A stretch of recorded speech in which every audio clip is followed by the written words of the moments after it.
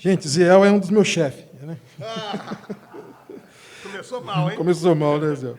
Ziel é pastor da Igreja Metodista Livre, em São Paulo, professor do Seminário Servo de Cristo, estudou História, Teologia, casado com a Solange há 39 anos, pai do Tiago, que é casado com a Vivian Lee, Lucas e Sara, há 44 anos envolvido no Ministério Cristão entre Estudantes Universitários, ABU, e na igreja local.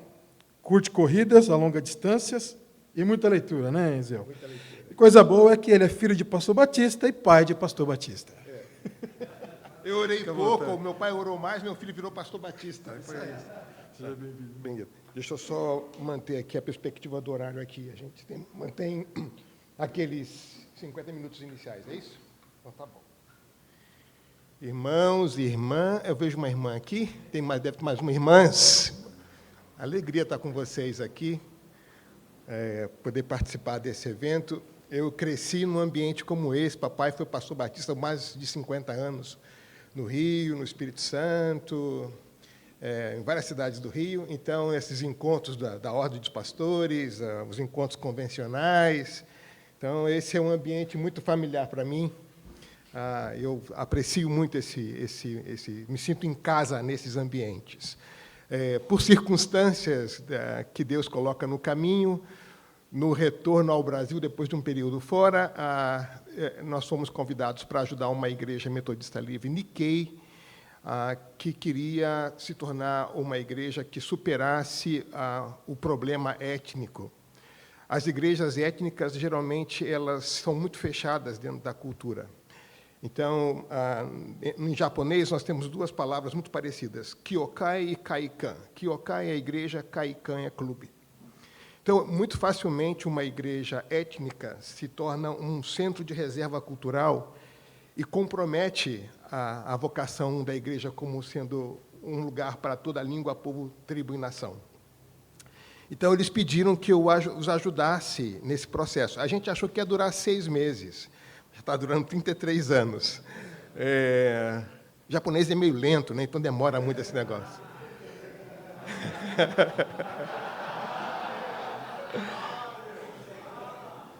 Não, ele é coreano é esperto, né? Já.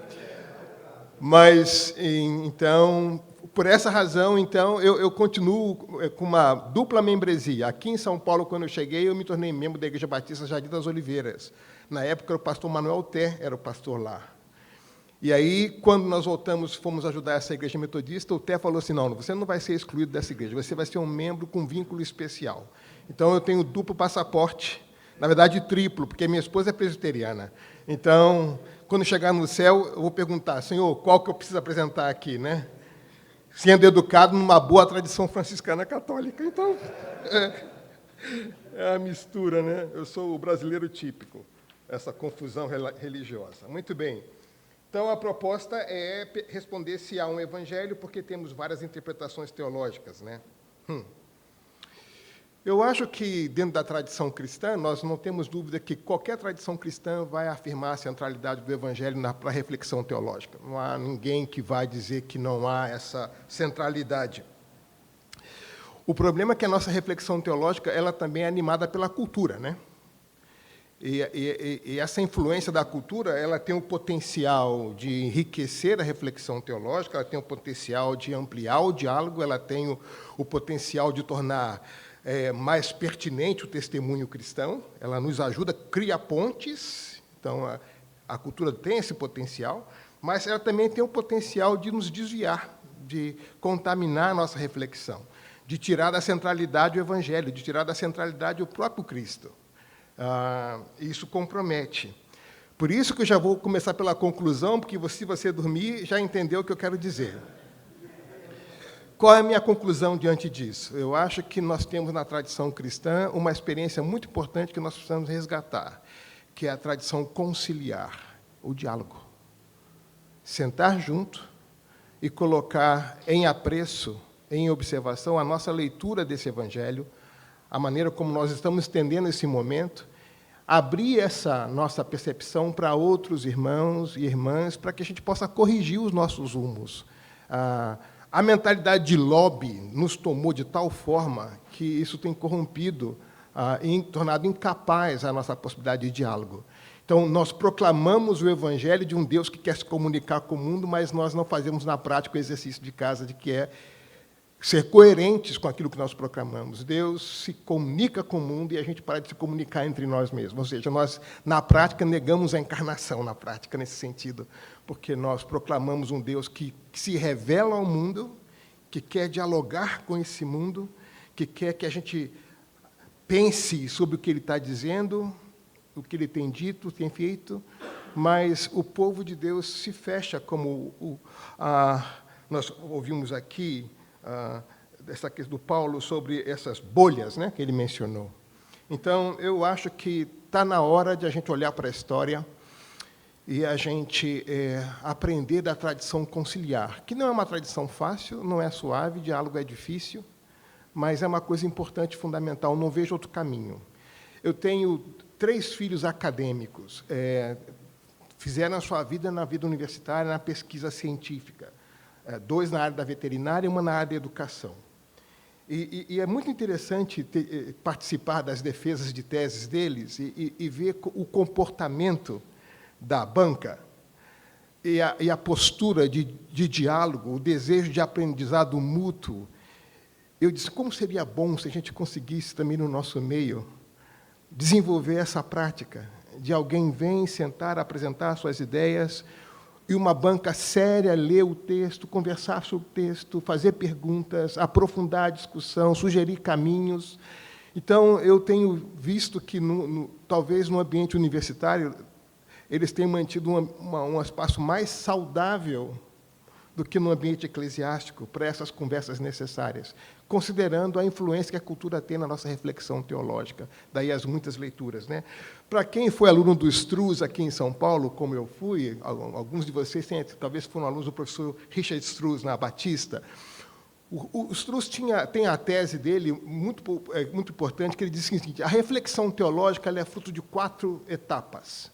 Ela é fruto da Escritura, ela é fruto da tradição, da experiência pessoal do teólogo e da perspectiva filosófica e ideológica do teólogo. Ele diz que a reflexão teológica nasce da conversa entre esses 4 elementos: a Escritura, a tradição cristã da qual você pertence, a sua experiência pessoal com a própria Escritura, a sua conversão e a sua perspectiva ideológica ou filosófica. Essas 4 coisas interferem na maneira como a gente faz teologia. Aí ele dizia o seguinte: como é que a gente mantém o equilíbrio entre essas 4 coisas? Ele disse a cristologia é que segura essa onda. Ele diz, quando nós temos uma cristologia fraca, quem prevalece geralmente é a perspectiva filosófica e ideológica do teólogo. Isso o Struz dizia na década de 70 e 80. Está no primeiro capítulo dele da Teologia Sistemática, publicado pela editora Vida Nova. E eu vejo muita pertinência nessa abordagem dele. Na experiência prática, olhando para os nossos dias, eu percebo essa tensão e percebo esse desequilíbrio, que resulta naquilo que nós conhecemos hoje. Então, para corrigir essas coisas, sendo bastante humildes, eu acho, a gente precisa dialogar. A gente precisa sentar, teologia à mesa, conversar à mesa, porque à mesa a gente conversa com um tom mais baixo, a gente conversa mais desarmado e com mais disposição para ouvir e trocar ideias, né? Trocar ideias. Vamos aqui, então... Eu trouxe um material aqui, que depois vocês podem receber isso aqui, então não precisam ficar preocupados em copiar coisas, porque depois a gente manda para vocês as anotações todas, então a gente pode mais pensar junto um pouquinho. Lendo aqui em Gálatas, essa experiência da igreja que faz teologia e como que a cultura influencia na sua forma de fazer teologia. Então, Gálatas, capítulo 1, os versículos 6 a 10, diz assim: admiro-me que vocês se estejam afastando tão depressa daquele que os chamou para si por meio da graça de Cristo. Vocês estão seguindo um caminho diferente, que se faz passar pelas boas novas, mas que não são boas novas de maneira nenhuma. Estão sendo perturbados por aqueles que distorcem deliberadamente as boas novas de Cristo. Que seja amaldiçoado qualquer um, incluindo nós, ou mesmo um anjo do céu, de anunciar boas novas diferentes daquelas que nós lhes anunciamos. Repito o que disse antes: se alguém anunciar boas novas diferentes da que vocês receberam, que seja amaldiçoado. Acaso estou tentando conquistar a aprovação das pessoas? Ou será que estou procurando a aprovação de Deus? Se meu objetivo fosse agradar as pessoas, não seria propaganda servo de Cristo. Aí vem aqui o seminário aqui. Não podia deixar a oportunidade passar, porque, né? Muito bem. Deixa eu ver se eu consigo fazer avançar aqui. Foi? Não, né? Eu nunca me dou bem. Opa, foi. Tem esse cartoon do livro do Os Guinness, que eu gosto muito desse cartoon. Ele coloca, então, essas duas embarcações. Eu traduzi ali um pouquinho o que o capitão está dizendo para o pessoal que está naquele barquinho menor. Bem-vindos a bordo, já estava na hora de você abandonar essa banheira velha. Bom, aí o barquinho se afasta e atrás vem escrito no barco grande Titanic, né? Duas embarcações com destinos muito diferentes, né? Então, a gente tem aqui uma série de possíveis reflexões ou elucubrações desse diálogo entre o antigo e o moderno, né? A gente tem essa cultura de que, por ser moderno, parece ser melhor, e a gente tem alguns equívocos aqui, né? Alguns perigos aqui. Uma embarcação que preserva a vida, a outra que colocou a vida em risco. Eu acho que nós estamos sempre diante desse dilema entre a revelação antiga do Evangelho, a palavra antiga, e a sedução do que parece moderno, que parece novo e mais atraente. E, às vezes, nós embarcamos o nosso povo no Titanic, porque, simplesmente, por ser moderno é melhor, e a gente acaba conduzindo o povo para a morte, né? A gente acaba corrompendo o projeto inicial. Então, bom, depois vocês podem seguir pensando nas muitas possibilidades que esse cartoon apresenta, mas eu gosto desse desenho por propor essa discussão para a gente, né? De que forma nós nos relacionamos com a cultura, com aquilo que é moderno, e de que fato esse moderno nos ajuda a enriquecer a nossa leitura ou compromete a nossa leitura das Escrituras. Bom, aqui em Gálatas nós temos esse problema aqui.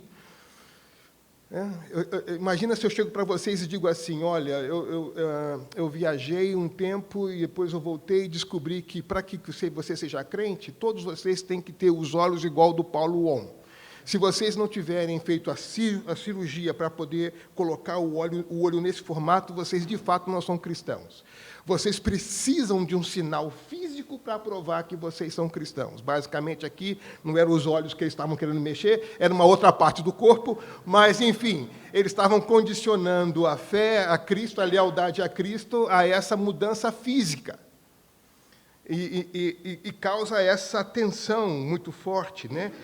E o texto diz: vocês tão depressa, tão rapidamente, estão negociando a lealdade a Cristo, vocês muito rapidamente estão se deixando levar por esses perturbadores que vêm propondo um outro evangelho que, na verdade, não é evangelho coisa nenhuma. A coisa ficou tão grave que nós temos aqui essa dimensão do duplo anátema. Seja duas vezes anátema aquele que provoca um movimento nesse sentido, de tanta rapidez, essa sedução. Porque mentir sobre Deus é coisa perigosa, né? Mentir sempre é perigoso, mas mentir sobre Deus vai acabar fazendo com que a gente minta sobre nós mesmos e minta sobre o próximo. Então, ninguém mente sobre Deus impunemente. E tem expressões de evangelho que são mentiras sobre Deus. E aqui o apóstolo Paulo diz: isso parece ser um outro evangelho, mas não é evangelho coisa nenhuma, coisa nenhuma. E as mentiras que esses perturbadores trouxeram à igreja da Galácia faz com que Paulo se assombre e diz: eu me admiro que vocês tão rapidamente estejam passando do evangelho que receberam de mim a esse outro evangelho, essa sedução. E vocês estão se afastando. E um afastamento que tem tanto existencial como um afastamento teológico. Vocês estão se afastando do evangelho da graça e se afastando do Deus da graça. do Deus da graça. Vocês estão caindo numa cilada.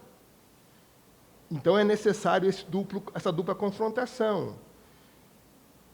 E quando Paulo confronta, ele entra numa outra dimensão, porque todo mundo quer ser aceito, né?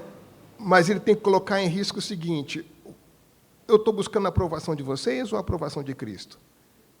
Então, se eu quisesse a aprovação de vocês, eu não seria apóstolo, eu seria sorveteiro, pipoqueiro, porque ninguém tem problema com sorveteiro e pipoqueiro. Mas ele diz, é duplamente anátema. É duplamente anátema. Seja eu o responsável por anunciar um outro evangelho, diferente do que eu recebi do Senhor, eu mesmo sou maldito nesse sentido. Então, nós temos aqui esse evangelho que tem uma natureza, tem um objetivo e tem uma origem. Muito bem, deixa eu só passar rapidamente aqui, para a gente poder seguir, que eu quero entrar nessa questão desses desafios da cultura. Aqui, vamos ver aqui. Eu sempre... Opa, foi. Então, o Evangelho e os desafios por discernimento, né? Começando lá de trás. O Stott costumava dizer que o principal ator em Atos, no capítulo 1 e o 2, foi o Espírito Santo, já o ator principal em Atos, no capítulo 3 a 6, foi o maligno tentando sufocar a igreja. Capítulo 5, Pedro cheio do Espírito Santo. Capítulo 4, cheio do Espírito Santo. No capítulo 5, vem um casal fofo da igreja trazer uma oferta aos pés dos apóstolos. Não é isso? E eles chegam com a oferta e o povo, nossa, que gente generosa, que coisa mais dorama, né? Mais fofa, né? E aí Pedro, diante de um ato de generosidade, diz para o irmão, por que você permitiu que Satanás enchesse o teu coração? Que discernimento é esse?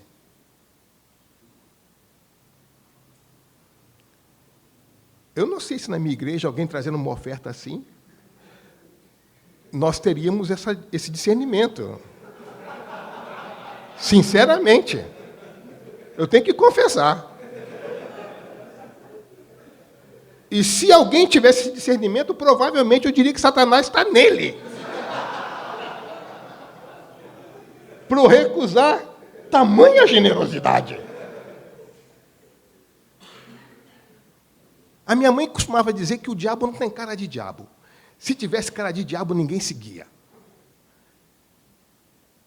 Então, como é que, por trás de um ato de generosidade, o que se vê é uma ação de uma tentação a Deus, ao Espírito de Deus, e um coração cheio de Satanás, fazendo uma oferta generosa. Aqui a gente tem que chupar uma cana, né? Dar uns glória e aleluia, e reconhecer que precisa de uma unção diferente, é ou não é? Não é não? Posso ouvir um amém? Posso ouvir um aleluia? Isso, é isso. Estamos precisando de coisa, né? Mais do que diploma, estamos precisando aqui, não é verdade? Estamos precisando de uma sintonia com o Espírito de tal forma que a gente consiga reconhecer o mal travestido de bem. Essa é a nossa luta, irmãos. Essa é a nossa luta. O mal nem sempre vem com cara de mal. Então, essa experiência da história, e eu vou dialogar bastante com a história hoje, nos mostra que Satanás não mudou a sua estratégia. Ele usou a violência física e a perseguição para destruir a igreja, no primeiro século, continua em alguns contextos fazendo isso. Não é? Ele usou o comprometimento moral para corromper a partir de dentro. Ananias e Safira é um exemplo, e continua fazendo isso nos nossos dias. Ele usa a distração social e teológica, que visa desviar os líderes das suas tarefas prioritárias, da pregação e da oração, ou desviar a igreja de sua perspectiva, como uma comunidade messiânica, aqui citando o excelente texto do Alonso, que diz que A igreja que atua no tempo entre a memória da cruz e a esperança do Cristo ressuscitado. Eu acho essa definição fabulosa. Por isso que eu coloquei ali, Alonso. Essa perspectiva do horizonte escatológico, o reino de Deus e o horizonte escatológico. Como é que a gente faz esse tipo de coisa? Nós estamos entre um túmulo vazio e um trono ocupado. Isso é fundamental para evitar essas seduções.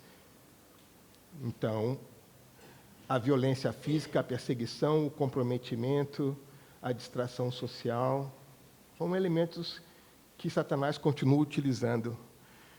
E a nossa reflexão teológica tem que lidar com essas coisas, tem que discernir essas coisas, tem que conduzir a igreja no meio dessas coisas, dessa realidade. Não é? Então, quais riscos para uma igreja que cresce? Nem tudo que cresce é bom, né, gente? Barriga também cresce. Se não for gravidez, não é bom. Não é verdade?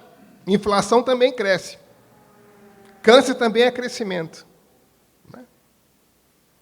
Nós nos tornamos muito pragmáticos para fazer essa análise de crescimento. Né?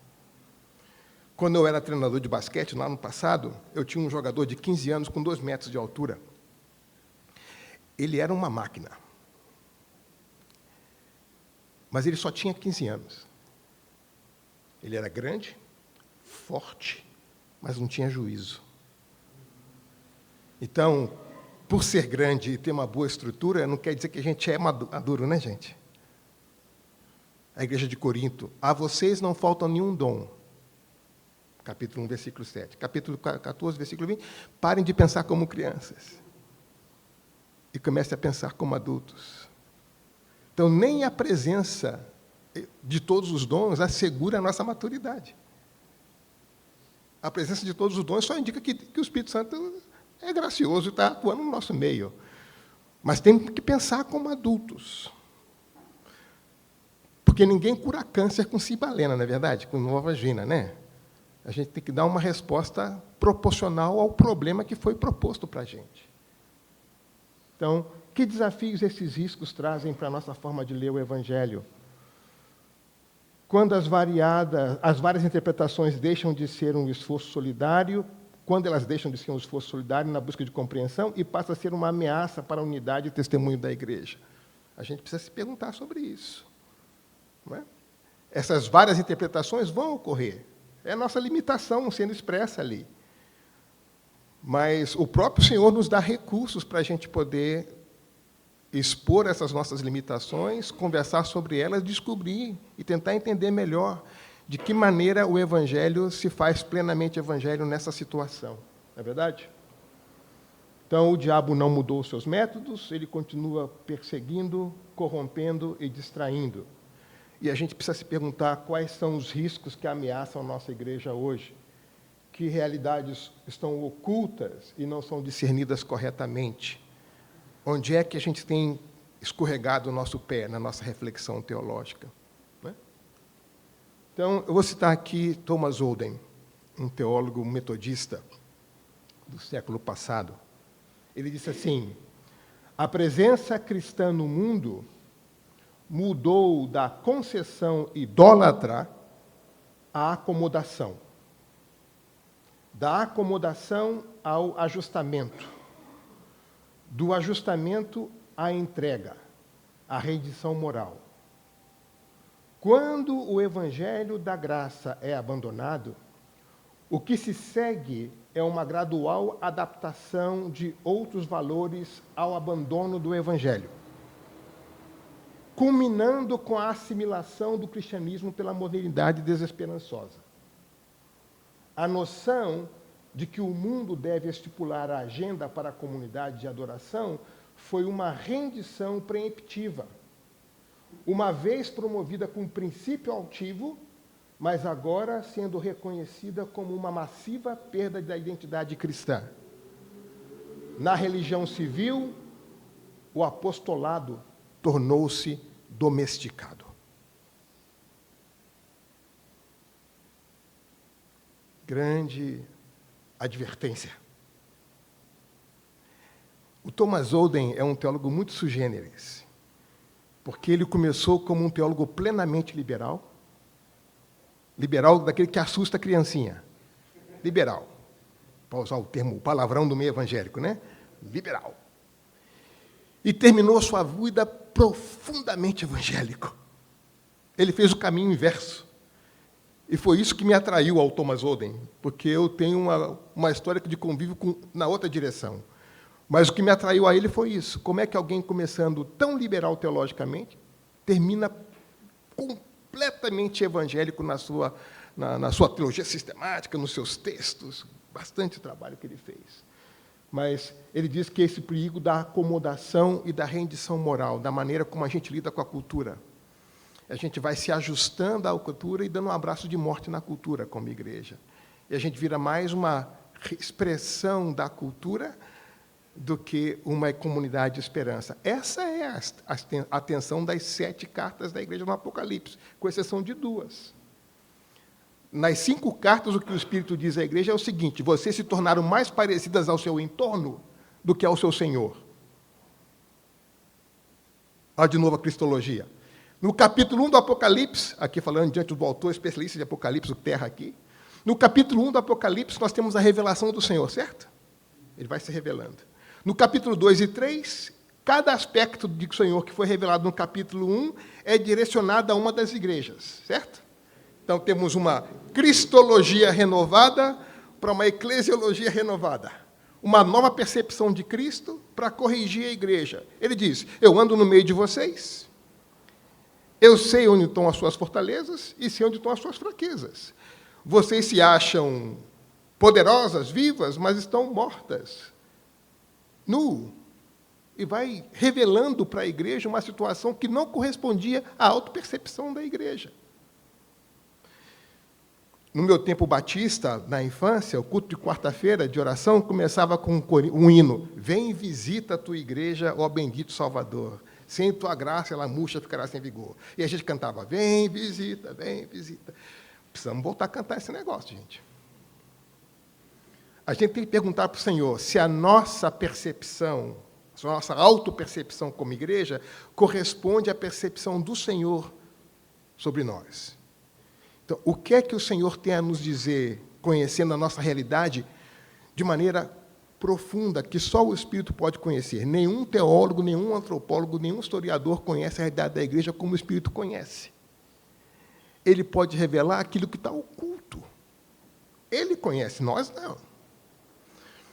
E as nossas armadilhas teológicas, muitas vezes, é mais um esforço de adequação à cultura do que de replicação de palavra a essa cultura, de evangelho a essa realidade, de boa nova a essa realidade. A gente pergunta: como é que o evangelho se torna boa nova nesse contexto? Né? Muito bem. Um outro desafio da nossa cultura, eu vou usar aqui um outro autor agora, Eugene Peterson, especialmente nesse livro, A Maravilhosa Bíblia. Ele fala sobre a trindade substituta. Ele diz que na nossa cultura, por causa do narcisismo, o eu como texto soberano. E como é que esse eu como texto soberano interfere na nossa forma de fazer teologia? Ele segue: vivemos em uma época na qual todos são treinados desde o berço para escolher por conta própria o que é melhor para si. Aprendemos cedo que temos o direito à opinião decisiva. Se a cultura realizar um trabalho caprichado, nós entraremos na idade adulta supondo que as necessidades, os desejos e os sentimentos formam o centro de controle divino de nossas vidas. Essa é a trindade substituta. A santa necessidade, o santo desejo e os santos sentimentos. Ele diz: se a cultura fizer um bom trabalho na gente, nós vamos chegar à idade adulta crendo que são essas 3 coisas que definem o que eu devo fazer, o que eu quero fazer, porque eu preciso fazer, enfim, é isso que importa. Então, ele diz o seguinte: na formação dessa nova trindade, que define o eu como texto soberano para a vida, a Bíblia não é ignorada nem banida. Ela mantém, de fato, um lugar de honra. Mas as 3 pessoas, Pai, Filho e Espírito Santo, são substituídas por uma trindade pessoal, muito individualizada, composta por meus desejos santos, minhas necessidades santas e meus sentimentos santos. Eu não coloco a Bíblia à margem. A Bíblia continua ocupando o mesmo espaço, não a mesma importância. Ao invés de ser a Trindade Santa, a qual eu sou chamado a obedecer, a transformar a minha vida, eu ajusto o texto àquilo que eu considero ser o mais fundamental. Minhas necessidades, meus desejos e os meus sentimentos. Se é isso que vale, a Bíblia tem que se ajustar a isso. Isso altera completamente a minha forma de fazer teologia.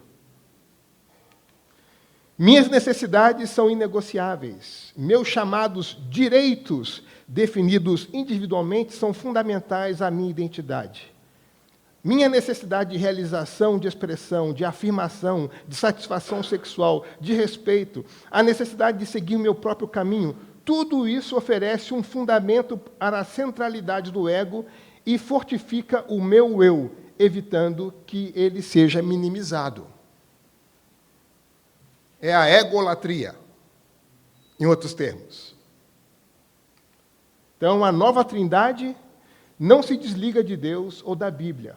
Ela simplesmente os coloca a serviço das necessidades, dos desejos e dos sentimentos. O que nos agrada, pois somos treinados durante toda a vida a tratar a todos e a tudo desse modo. Fica tudo no mesmo terreno. É a prerrogativa da soberania, a soberania do ego, o eu como texto normativo. Então, a gente mantém a formalidade protestante de que a palavra continua sendo a nossa regra de fé e ordem, sujeita a esse ego.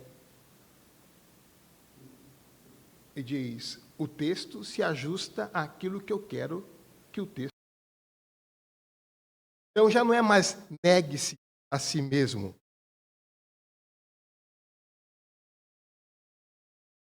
Falo para a Bíblia, ajuste quanto antes.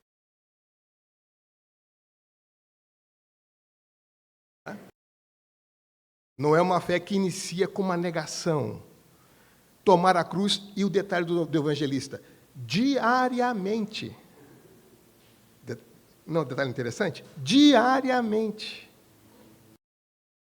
Então, numa época em que é a afirmação do ego, do eu, a força cultural mais importante, essa mensagem de negue-se a si mesmo e tome a sua cruz, é um anti-evangelho para essa cultura, nesse sentido, se definimos o evangelho pela cultura, não é verdade?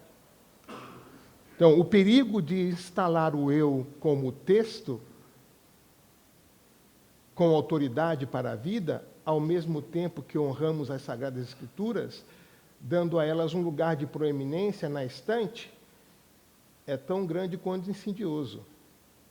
Nenhum de nós está imune desse risco, desse perigo. Em nenhuma época da história, o povo de Deus esteve imune a esse risco. Daí o ministério dos profetas. Daí porque aquele povo, ela fala de mim, se vocês conhecem, ela fala de mim, a Escritura fala de mim, não é? Então, foi assim no passado e continua sendo no presente. O problema é que esse inimigo não vem com cara de inimigo. É a oferta generosa de Ananias no templo. A gente precisa de alguém cheio do Espírito Santo que diga assim, Satanás encheu o teu coração.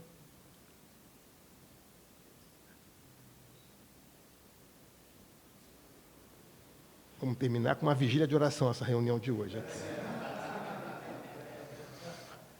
A reflexão e a oração trinitárias diante das Escrituras Sagradas servem para cultivar uma atitude de submissão que propicia o desenvolvimento em Deus da maneira pela qual se revela ampla e pessoalmente como Pai, Filho e Espírito Santo nas Sagradas Escrituras. Bom, deixa eu voltar aqui, uma outra parte então. Então, antes de eu falar sobre isso aqui, nós vimos aqui aqueles riscos que a cultura oferece no início, lá, a perseguição, a violência, a sedução do entorno, depois vimos aqui, mais para a nossa contemporaneidade, o lugar do eu, a cultura narcísica, que interfere na forma como nós lemos a Escritura, e a gente subjuga a nossa reflexão teológica a isso, e então nós temos os problemas que temos hoje. Aí nós temos o problema da experiência, da questão da missão da igreja. Quando a gente pensa em como é que a gente evita que um movimento se torne um monumento, tá bom? 3 coisas são fundamentais para a gente manter o movimento, apesar do tempo, em movimento. A história, que tem a ver com a origem, a identidade, que tem a ver com os distintivos, e a visão, que tem a ver com o arranque, que é aquilo que nos move adiante. Certo? Então, o que acontece aqui? Quando eu dou ênfase à história e à identidade e desconsidero a visão, o perigo que acontece é a institucionalização. Eu fossilizo o movimento, tá bom? Então, aqui eu tenho as ênfases e aqui os perigos, tá bom? Então, quando eu dou ênfase à história e à identidade, mas perco a visão para a qual eu fui chamado, como organização, como corpo, como organismo, a gente se institucionaliza. É impressionante a quantidade de igrejas que quer fazer um avanço na missão resolvendo um problema de regimento interno, sugerindo reformas institucionais para solucionar problemas vocacionais. Mas a gente cai nessa vida. O que a gente esqueceu? A visão. Quando eu dou ênfase na história e na visão, e eu desconsidero a identidade, a nossa confessionalidade, a gente desaparece como organização. A gente deixa de ser o que é chamado a ser. Eu nadava aqui em São Paulo na ACM, Associação Cristã de Moços, e teve um torneio de Masters, né? O pessoal velho que cai na água para passar shampoo no cabelo depois, né? E aí, na ordem do dia, estava assim, o torneio, abertura, devocional, e depois as diversas categorias que iam competir. Eu falei, finalmente eu vou ver agora na Associação Cristã de Moços o aspecto cristão da devocional. Aí o presidente da organização começa a devocional, ele pega uma poesia de um músico popular, lê a poesia e diz, devocional feita. Eu falei, se ele queria ler poesia, por que ele não lê um salmo? Não é Associação Cristã de Moços? No momento chave para evidenciar esse aspecto da identidade da organização, por que ele não lê um salmo? Tem tanto salmo na Bíblia, tem tanta poesia na Bíblia, por que tinha que escolher nada contra o que outro? Mas naquele momento, eu falei, pois é. Então, quando a gente dá ênfase na história e na visão, mas desconsidera a identidade, a gente compromete a nossa existência, a gente desaparece como organização. Mas quando eu dou ênfase na visão e na identidade e desconsidero a história, eu perco a perspectiva. Eu perco a perspectiva. É importante contar a história. Já houve tempo que a igreja evangélica brasileira contava mais a história. Vou dar um exemplo bem peculiar. A geração de vocês se mata para fazer a reforma do templo. Aí vem a geração dos filhos de vocês, que não participaram das rifas no bairro, não venderam coxinha na cantina, não venderam, não encheram porquinhos de moeda do banco, cofrinho. Eles não sabem o esforço que a geração anterior teve que fazer para eles desfrutarem da quadra na igreja. Eles acham que, quando eles nasceram, já estava lá, que tudo é fácil. Se você não conta a história, você não fortalece a gratidão e o senso de compromisso nas gerações mais novas. E a gente pode se perguntar, quanto do nosso púlpito é dedicado à história? A história da própria igreja local, a história da fé cristã, a história dos pensadores cristãos, né? Hoje o presbiteriano começou com Calvino. A gente pode começar no século I, não é?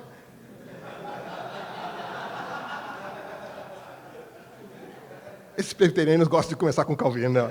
É o marco zero deles, não é? Você começou com Paulo, né? Com Paulo, é. É verdade, é verdade. Eu, como bom metodista, tenho que reconhecer meu pecado. Então, é isso. Então, quanto do nosso púlpito é gasto, nas reflexões concernentes à nossa identidade como cristãos, à nossa fé, à nossa confessionalidade. E quanto do nosso púlpito é gastado em termos de para que somos chamados, essa realidade, essa comunidade messiânica, para o que somos chamados? Aqui a gente tem aqui uma dieta, uma proposta metodológica, um programa pastoral de dividir o nosso púlpito, a nossa escola dominical, entre história, identidade e visão.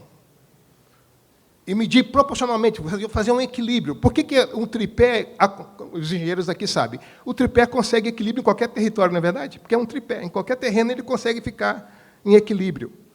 Então, é importante a gente considerar, manter o equilíbrio, porque quando a gente esquece alguma das coisas que estão acontecendo aqui, a gente entra em ciladas históricas terríveis.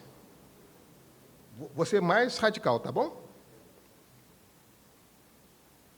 Nós limitamos o acesso à mesa do Senhor, na prática, em função do voto. Sim ou não?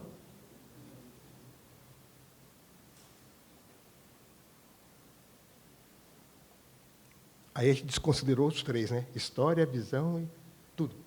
Verdade? A gente entregou para César o que não pertence a César. Entregamos. E a melhor coisa para fazer é reconhecer que fizemos isso e pedir perdão. Não foi o sangue de César que pagou os meus pecados. E a mesa não é de César.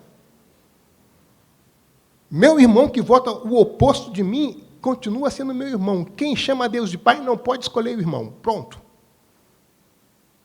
Eu posso discordar dele, mas foi o sangue de Cristo que o salvou. Eu tenho que trazer para perto. E vamos aprender a caminhar junto. Nós, ao invés de propor para o mundo uma forma cristã de lidar com as divergências, nós embarcamos na mesma onda, entramos no mesmo Titanic e ainda não pagamos o preço, mas vai vir. Mas vai vir. O que semeia, colhe, é bíblico. O que nós semeamos como igreja, vamos colher. Porque nós embarcamos na loucura desse tempo, desconsiderando a história, a nossa identidade e o nosso chamado. E chamamos isso de fidelidade ao Senhor. Sério. Sério.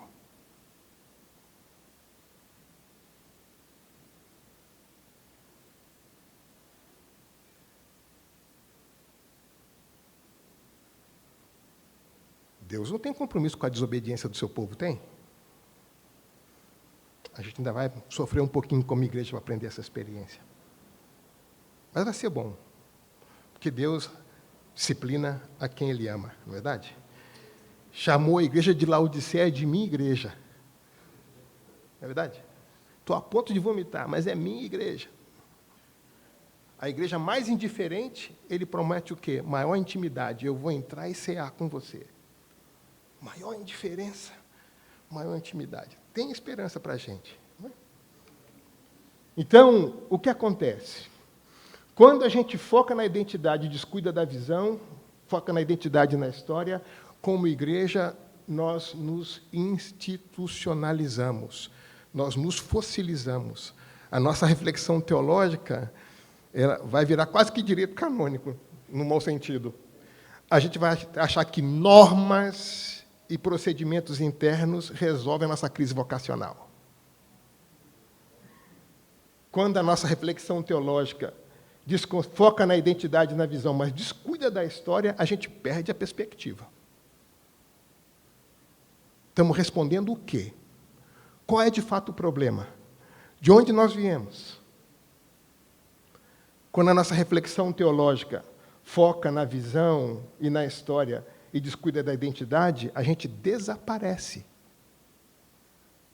Quando o eu se torna o texto normativo e compromete a nossa confessionalidade, nós nos tornamos relevantes, entre aspas, para o mundo, mas irrelevantes para a causa do Evangelho.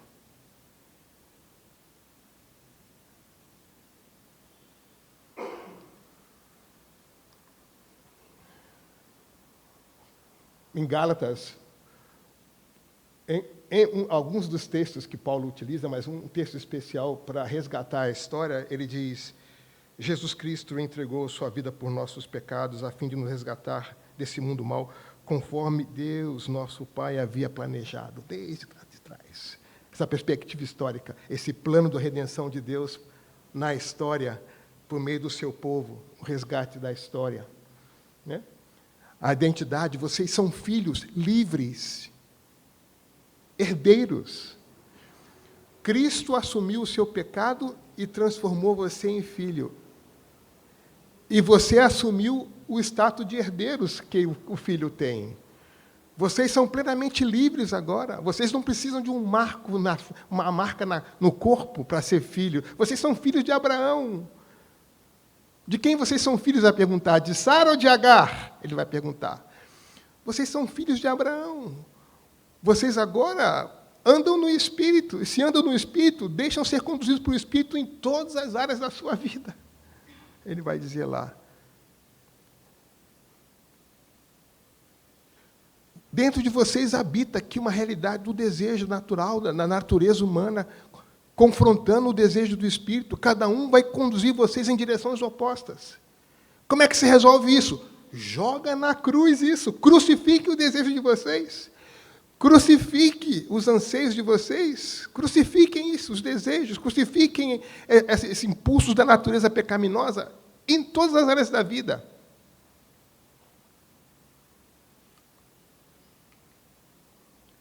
Que ele vai dizer, né? Vocês são nova criação. Não importa se vocês são circuncidados ou não. O que importa é que em Cristo vocês são nova criação. Então, o apóstolo Paulo usa um pouco dessa dinâmica para corrigir a igreja na Galácia. Ele conta a história de quem vocês são filhos. O que é que Deus tem feito na história desde o princípio. Como vocês eram e agora deixaram de ser. Vocês agora foram crucificados com Cristo. É outra história. Os desejos de vocês, os impulsos de vocês, vocês vão jogar na cruz. Crucifiquem isso lá. Não serão mais guiados por isso. Vocês não precisam de ter um selo físico. Vocês têm a presença do Espírito. Vocês receberam o Espírito pelo testemunho do Evangelho ou porque foram por obediência da lei? Ele vai perguntar para aquele capítulo 3 magnífico dele lá. E no final das contas disse, cortado ou não, meu amigo, você é nova criação. E essa liberdade que você tem não é uma liberdade conforme o mundo. É uma liberdade para amar e servir. E ainda adjetiva o conceito de liberdade, que é uma palavra tão em voga, né? Tão querida pela filosofia, pela história, pela ciência política. E aí Paulo diz, não, mas a liberdade cristã existe, mas é outra liberdade. É uma liberdade para amar e para servir, não para dar vazão aos seus desejos. Então, de novo, para lembrar, quando a nossa reflexão teológica desconsidera a visão, a gente se institucionaliza. Quando a nossa reflexão teológica desconsidera a história, a gente perde a perspectiva. Quando a nossa reflexão teológica desconsidera a identidade, a nossa confessionalidade, a gente desaparece. Igrejas também morrem, viu, gente? Igrejas também morrem. Para terminar, das coisas que eu acho que, ao meu modo de ver, podem ser desafios da cultura para a nossa forma de fazer teologia hoje. Eu coloquei 10 itens, ou 9, talvez. Primeiro, a sedução das multidões. Não é impressionante como a multidão hoje é o selo de qualidade? Para ver se o evento foi bom ou foi ruim, a pergunta é quantas pessoas vieram? Não é verdade? Não é mais, onde tiver 2 ou 3 mil em meu nome, ali eu estarei. Que foi 2 ou 3, eu vou descer do céu só para 2 ou 3? Não vou perder a viagem, é ou não é? Agora, se tiver 2 ou 3 mil em meu nome, ali eu estarei. A sedução das multidões para avaliar. A gente já não reconhece mais a ação do Espírito Santo. A gente fica seduzido pelos números. A cultura da celebridade, não é verdade? De um lado, o Sermão do Monte, do outro lado, a cultura da celebridade. Né? Como é que a gente trabalha essa questão da dimensão ética do indivíduo? Acho que é um outro tema. O evangelho cooptado por movimentos culturais e políticos, do chamado ao serviço à sedução do domínio, é ou não é? Meus irmãos, muito da nossa eclesiologia hoje não passa de lobby. Desculpe, mas se tornou um lobby. O jeito como nós nos comportamos é como o lobby se comporta. O lobby faz mais dinheiro que a gente, mas o jeito é de lobby. Esse chamado nacionalismo cristão é uma desgraça, viu, gente? Não vou usar um termo paulino, anátema. Anátema. O lugar do dinheiro na nossa comunidade, do uso generoso ao uso idolátrico. O dinheiro sempre esteve na comunidade, mas sempre como expressão de generosidade. Mas ganhou um peso idolátrico de definir coisas a tal ponto que a gente tem lugar VIP na igreja hoje. Para os very important pastors. A minha igreja Metodista Livre nasceu em oposição aos lugares selecionados VIPs pela igreja anglicana na época. Mas hoje está se tornando normal, não é? O silêncio conivente frente à desigualdade, o racismo, a violência de gênero, o esvaziamento ético do evangelho e a adoção de uma fé mística. Gente, o demônio não sai você dando volta na prefeitura orando. Você vai fazer chover. O demônio sai com voto. Vota certo. Mas a gente esvaziou o discurso ético do evangelho com solução mística. Vamos fazer 10 voltas na prefeitura, cantando firme nas promessas, vai chover água. Mas o demônio não vai sair, não. Porque para sair você tem que meter o voto certo. A sedução da tecnologia, né? E a burocracia. Gente, qual é a reunião mais fraca da nossa igreja? Em qualquer lugar do mundo, eu ouço a mesma resposta. Eu trabalhei em 67 países. Em todos os países, essa é a resposta que eu ouço. Porque a nossa igreja acredita mais na tecnologia e na burocracia do que na oração. Eu tive um chefe na missão que dizia o seguinte: no século XX, a igreja desaprendeu a orar. Quem vem orar é só as irmãs do Wi-Fi, as irmãs do COC, que tem Wi-Fi aqui no COC, que liga direto no céu. Mas não é impressionante isso? A reunião mais fraca da igreja é a reunião de oração. Por isso que o diabo traz oferta e a gente não reconhece. Por isso que ele traz oferta e a gente não reconhece que é um coração cheio de Satanás. Já estou pregando aqui, já vou fazer um apelo, já.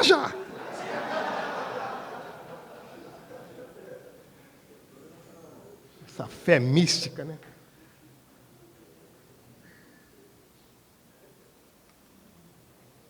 Eu tive um aluno no seminário que me entregava a resenha manuscrita. E foi a primeira vez na vida que eu vi língua estranha na gramática. Porque eu não entendia o que ele escrevia. Na terceira vez que ele trouxe a resenha manuscrita, eu chamei ele no canto e falei, posso fazer uma pergunta?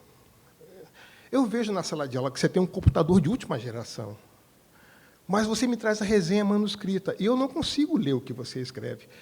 Você poderia imprimir para mim essa resenha? Aí o semblante fechou, caiu. Falei, opa, estou diante de alguma coisa que eu não conheço aqui.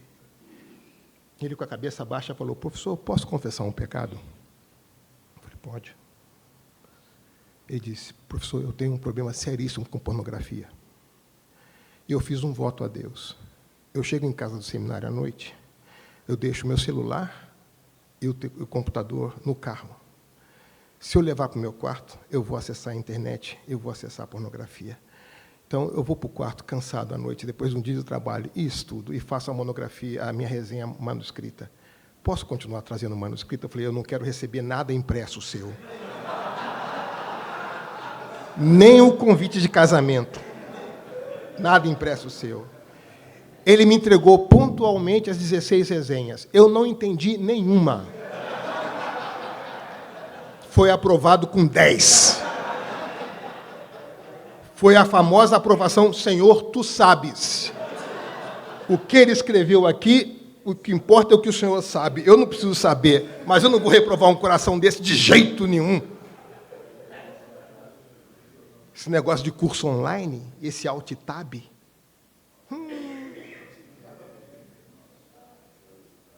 A gente tem que ter cuidado, né, gente? A gente está confundindo facilidade, comodidade com facilidade, né? Ninguém assiste culto, né, gente? Culto a gente presta, né? Não sou contra a tecnologia, não, tá bom, gente? Só que a tecnologia precisa passar por um crivo teológico sério. Que linguagem é essa que a gente está usando?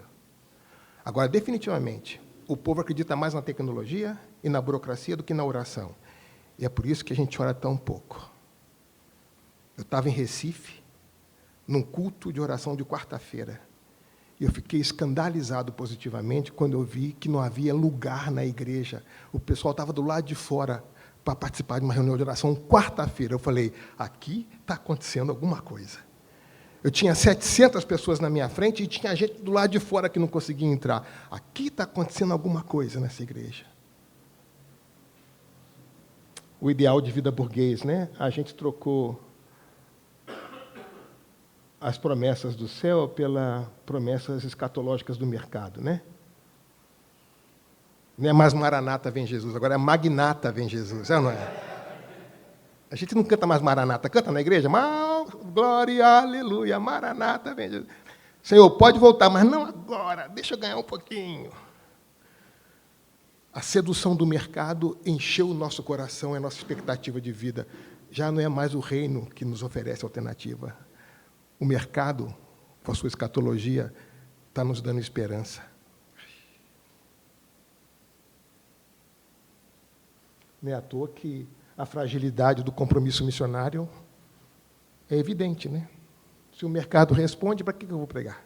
Não é verdade? O moralismo de aparências, desconectado da justiça do reino de Deus. É um absurdo o uso sistemático que cristãos fazem da mentira para justificar os seus pontos de vista. Eu tive que proclamar um jejum santo na minha igreja de WhatsApp. Falei: parem de usar o WhatsApp para divulgar mentira. Porque nós somos o povo da verdade. E a vantagem de ser pastor de igreja japonesa, quando o sensei fala, o pessoal obedece, né? Ele diz: yeah! Obedece mesmo, senão eu vou jogar a maldição aí. Na verdade é disciplina, não é maldição, né? Não joga maldição. O senhor dá uma disciplinada aqui, é ou não é?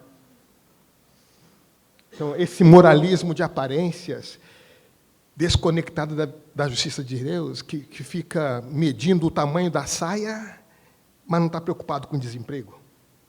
Está entendendo o que eu quero dizer aqui? A busca pela relevância social e o descuido da santidade. Meus irmãos, santidade é defesa da vida. A vida só é possível porque Deus é santo. Santidade é preservar a vida toda. Santidade não é pupila dilatada. Santidade é vida. Vida. Posso contar uma história rapidinho? Já passou da hora já, né? Não vou contar, não. Vou contar, então.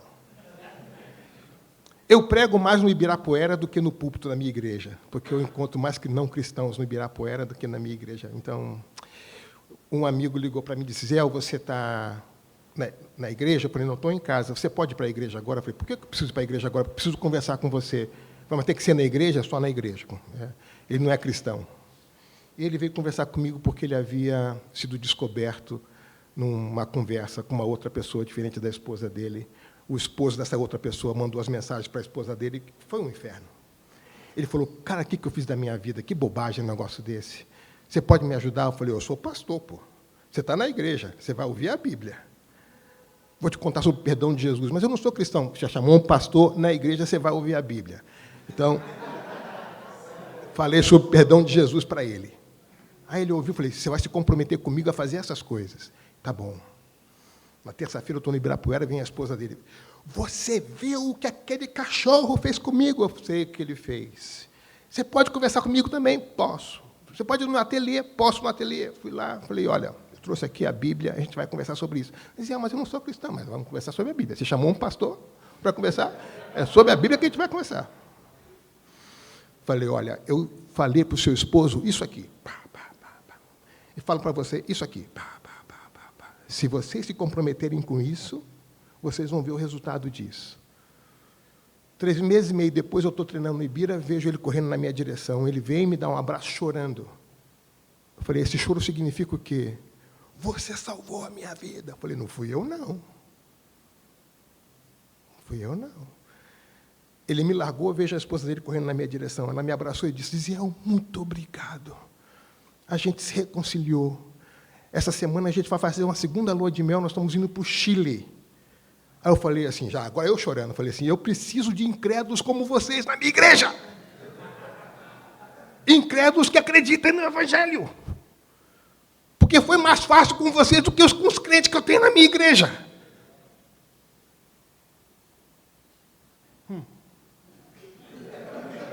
Santidade, né? E, por fim, aqui a questão identitária, né? A questão da Imago Dei, né? Como é importante a gente voltar a discutir isso e aprofundar isso. Esse é um tema que nós vamos ficar com ele nos próximos 100 anos. Então, eu listei aqui 10 temas que hoje são temas nos quais a gente tem que se debruçar para fazer nossa pastoral. E aqui uma sugestão do Osmar no final das contas, né? Quais são as disciplinas espirituais para nos ajudar a discernir na nossa formulação teológica, na nossa vida cristã, na nossa pastoral, né? No coração, o silêncio, a solitude, a leitura da Bíblia, a oração. No cotidiano, a amizade, a simplicidade, a alegria e a proclamação. E na comunidade, o serviço, a celebração, a confissão, o estudo e o diálogo. Deus abençoe vocês.